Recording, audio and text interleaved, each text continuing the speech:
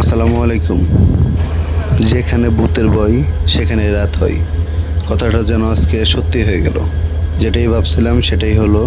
রাত যত গভীর হচ্ছে ততটাই ভয়ঙ্কর হচ্ছে চারপাশ।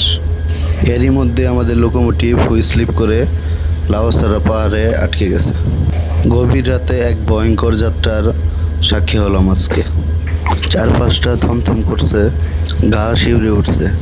লোকোমোটিভের আলোয় যেন আবিষ্কার হচ্ছে নতুন কিছু।